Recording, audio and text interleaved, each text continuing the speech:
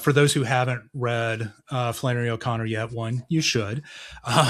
To Everything That Rises is basically a generational story about a young man who believes himself to be somewhat progressive on the issues of race, and his mother who And his awful clings mother. to his awful mother who clings to the idea that she still has that Southern royalty, even though the Hmm. family has lost their money, but they still are different from the black folks around them. Yes. Um, And interestingly, I'm sure this would be the first thing anyone would say in an English 101 class. Interestingly, what O'Connor is doing is pointing out how awful this son is to his mother.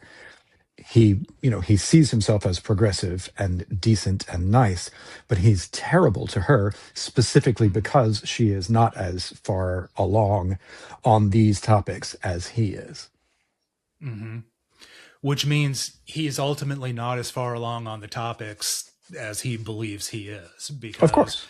Yes. yeah, black people exist as a tool for him to get at his mother. I mean, I think one of the reasons that particular story speaks to me is because I often have felt like I'm in that conflict with members of Oh, my family.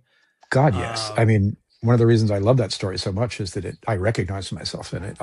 I have in my life been genuinely terrible to some of the people in my family for good reasons and for less good reasons.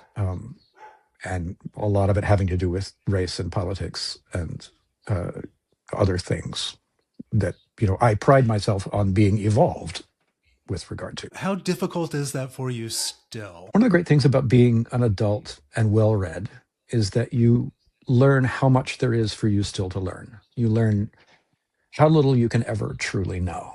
And one of the worst things about being an adult and well shrunk is understanding the extent to which you do not measure up to the standards you would like to set for the world.